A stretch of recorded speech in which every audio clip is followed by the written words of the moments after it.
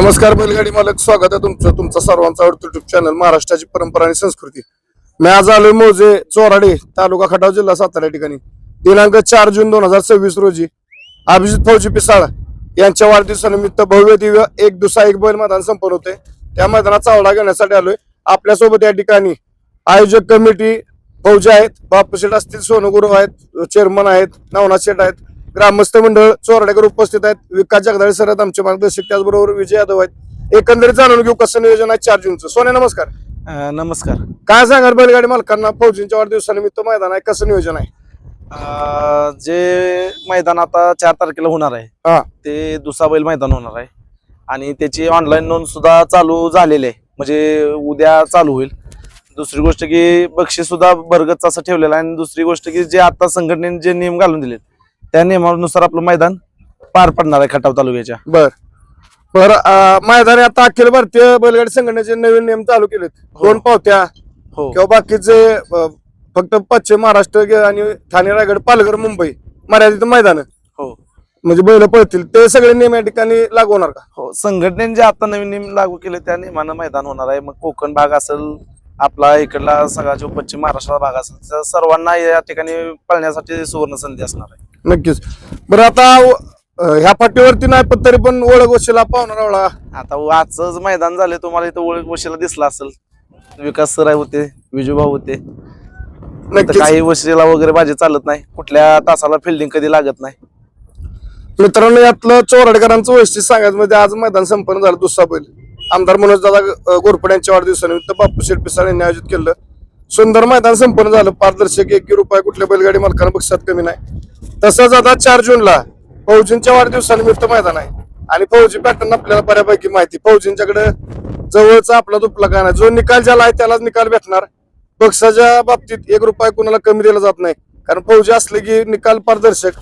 आणि आता फौजींच्या वाढदिवसाचं मैदान आहे, निकाली पंचाच कसं करणार आहे? कारण आता फौजी निकाल देतील का? नाही देणार की, फौजी सुद्धा असणार आहे. ती सुमित आहे, आणखी बापू शेठ, ग्रामस्थ मंडळ आहेत, आपले सुदाम शेठ आहेत ते. नक्कीच मित्रांनो, मैदान पारदर्शक होत असतात, त्या अनुषंगानं बैलगाडी मला सुद्धा चांगला प्रतिसाद देत असतात. आपण बघत असाल चोराडे फाटीवरती मैदान असले की या ठिकाणी बैलगाडी मालक आवर्जून उपस्थित असतात, कारण त्यांना बैलगाडी मालकांना माहिती तर कुठल्या प्रकारे ओळख वशिला पार्सलिटी होत नाही. जे काय आहे ते सर्व नियमानुसार मैदान होतात. पट्टीचं म्हणाल तर फौजीने या ठिकाणी पट्टी सुरुवात केलेली खटाव तालुक्यातून, सुट्टीच्या ठिकाणच्या पट्टीचं सगळं एकदम व्यवस्थित, म्हणजे मैदान तिथून सुरुवात झाली.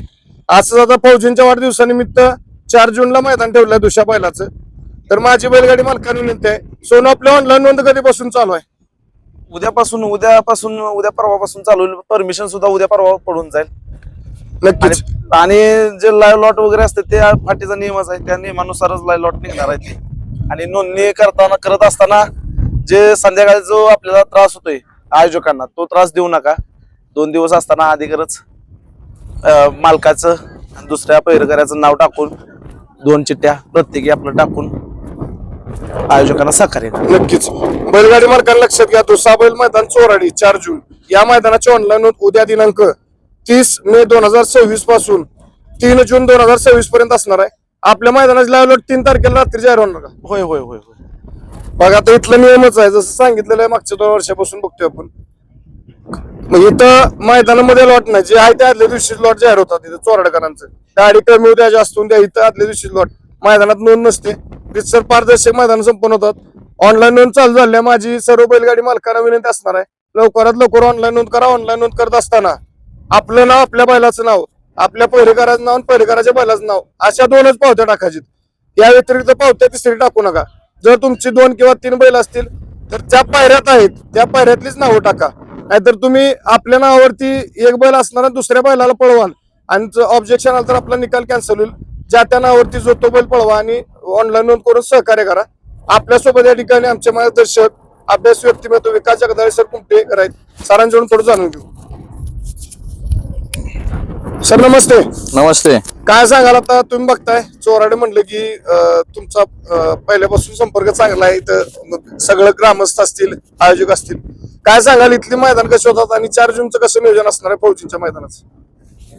येत्या 4 तारखेला म्हणजे 4 जूनला या बैलगाडी शर्यत क्षेत्रामध्ये चोराड नावचं अखंड महाराष्ट्र नव्हे तर 7 समुद्र पड्याला पोचलेलंच आहे. कारण बैलगाडी शर्यत क्षेत्रातलं पहिलं स्टेडियम या चोराडे नगरीनं या बैलगाडी शर्यत क्षेत्राला उपलब्ध करून दिलं. या चोराडे गावचे प्रसिद्ध बैलगाडी मालक कैलासवासी भिवांना यांच्या स्मरणार्थ या स्टेडियमला नाव देण्यात आलं आणि त्यांच्या स्मरणार्थ तयार झालेलं स्टेडियम म्हणजे बैलगाडी मालक आपल्यासाठी एक सुवर्ण नांदी म्हटलं पाहिजे. कारण या ठिकाणी आजपर्यंत बरीच मैदानं झाली, त्यामध्ये बैलगाडी मालकही साक्षीदार आहेत आणि आम्ही समालोचक म्हणूनही साक्षीदार आहोत. तर चोराडे नगरीतली जेवढी काही मैदानं झाली ते बैलगाडी मालकांनी स्वतः अनुभवलेली आहेत. आम्ही त्याच्याबद्दल सांगणं म्हणजे परत एकदा वेगळंच आहे. कारण लक्षात घ्या की खरोखर पारदर्शक निर्णयाच्या बाबतीत असेल, मैदान पार पाडण्याच्या बाबतीत असेल, एक चांगली चुंगली सवय बैलगाडी मालकांना या ठिकाणी लागली. कारण वेळेचं महत्व फौजींच्याकडनं या बैलगाडी शर्यत क्षेत्राला पाहायला मिळालं. नक्कीच. तर आता येत्या 4 तारखेला जे फौजींच्या वाढदिवसाचं जे मैदान संपन्न होत आहे ते सुधारित नियमानुसार होणार आहे. त्या नियमामधील सर्वात महत्वाचा नियम आहे तो पावतीचा नियम.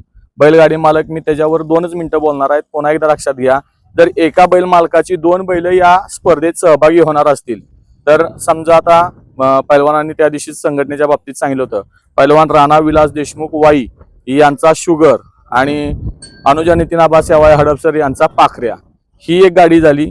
तीच गाडी उलटी लागणार नोंदीला, म्हणजे एक पैलवानांनी नोंद करायची आणि एक आबांनी नोंद करायची. मग आबांच्या नावावली नोंद देणार अनुजा नितीन आबा सेवाळे यांचा पाखऱ्या आणि पैलवान राणा विलास देशमुख वाईकरांचा शुगर, अशी गाडी नोंद होणार. आणि आता समजा पैलवानांचा तिथं बाबांनो गरुडा पण पाळणार आहे तर तिथं परत दुसरं नाव येणार, पैलवान राणा विलास देशमुख वाई यांचा गरुडा. आणि तो गरुडा जर समजा विका जगदा यांच्या बैलाबरोबर पाळणार असेल तर विका जगदा यांचं नाव. पण आता तुम्ही म्हणाल त्यांच्या 2 आणि ह्या 2, आणि जर समजा एका गटात आले तर त्यांना संधी दिली जाणार आहे. कारण एका मालकाची डबल चिठ्ठी एका गटात येऊ दिली जाणार नाही, हे नक्की होणार आहे. त्यामुळे बैलगाडी मालक आपण लक्षात घ्या, निश्चिंत राहावा. एक तिथं 2 बैल आली तरी काय अडचण नाही. दोन्ही बैलांच्या तुमच्या ज्या पावतीला तुम्हाला अधिकार दिलेला आहे त्या पद्धतीने तुम्ही नोंद करा. फक्त नोंद करताना एक देवाचं नाव, बैल मालकाचं नाव आणि त्या बैलाचं नाव या पद्धतीनं नोंद करा, जेणेकरून बैलगाडी मालक आपल्याला कोणत्याही प्रकारचा पुढे त्रास होणार नाही.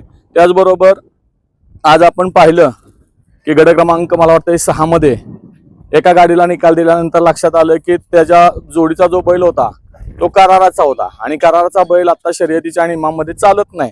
जर खरेदी असेल तीही 26 तारखेला दुपारी 3 पर्यंत खरेदी असेल तर तो खरेदीचा बॅनर असेल किंवा खरेदीचं तुमचं जे काय बॉन्ड असेल, लेखी काय झाले किंवा बँकेचे व्यवहार काय झालेले आहेत आणि त्या दिवशीचा जर तुम्ही खरेदीचा जो बॅनर टाकलेला आहे तो जर मिळाला तर नक्कीच आपल्याला या ठिकाणी या शर्यत सहभागी होता येतं.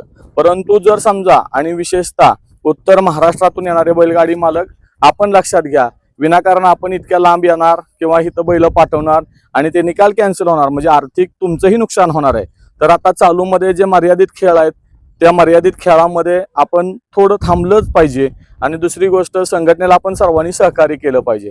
जे सुधारित नियम दिलेले आहेत ते लाईव्हला नक्कीच तुम्ही ऐका आणि त्या नियमानुसार येणार फौजी पॅटर्नचं जे मैदान आहे दिनांक 4 तारखेला तेही त्याच नियमानं, त्याच पद्धतीनं, त्याच धर्तीवर संपन्न होईल. आणि निकालाच्या बाबतीत किंवा मैदान पार करण्याच्या बाबतीत आपण सर्वांनी चोराडीची मैदानं पाहिलेली आहेत.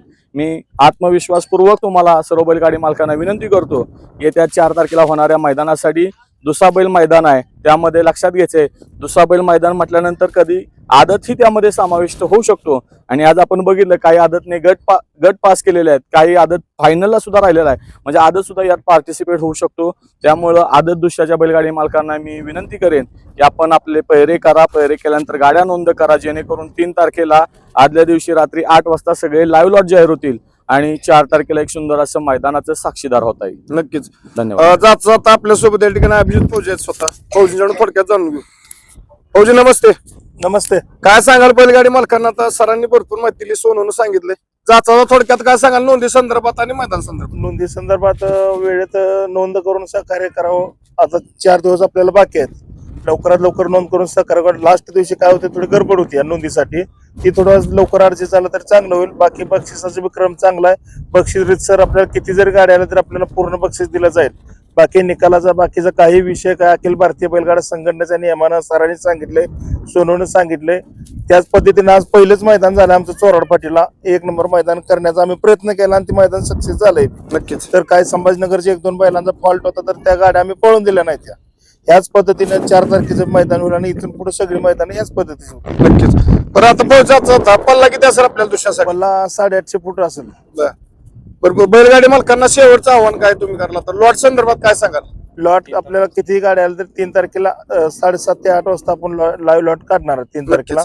आणि मैदान थोडं आज काय कारणास्तव लेट चालू झालं होतं, तर पावसाच्या हिशोबाने थोडं मैदान त्या दिवशी लवकर चालू होईल. नक्कीच. माझी जाता सर्व बैलगाडी मालकांना विनंती असणार आहे, येत्या 4 तारखेला अभिजित फौजी पिसाळ यांच्या वाढदिवसानिमित्त भव्य दिव्य दुसरा बैल मैदान संपन्न होते कैलासवासी भिवाना गणपती पिसाळ स्टेडियम बाणमाळा चोरड्या पाटीवरती. या मैदानाचा आढावा घेतला. विकास सर होते, ग्रामस्थ बापू शेठ होते, स्वतः फौजी होते. या ठिकाणी माझी जाता विनंती आहे, ऑनलाईन नोंद उद्या दिनांक 30 मे 2026 पासून 3 जून 2026 पर्यंत असणार आहे. लाईव्ह लॉट 3 जूनला संध्याकाळी 8 ते 8:30 पर्यंत फौजीने सांगितलं जाहीर होतील. कुठल्या आपण बळी न पडता मोठ्या संख्येने ऑनलाईन नोंद करून जे संघटनेच्या नियमानुसार जी नोंद आहे ते करून या ठिकाणी अभिजित फौजी पिसाळ आणि मित्रपरिवार ग्रामस्थ मंडळ चोरडे यांना सहकार्य करा आणि मोठ्या संख्येने उपस्थित राहून फौजींच्या मैदानात शोभा बोलतो आणि थांबतो. धन्यवाद. जय हिंद, जय महाराष्ट्र, जय जिजाऊ, जय शिवराय. बाळूमामांच्या नावानं सांग.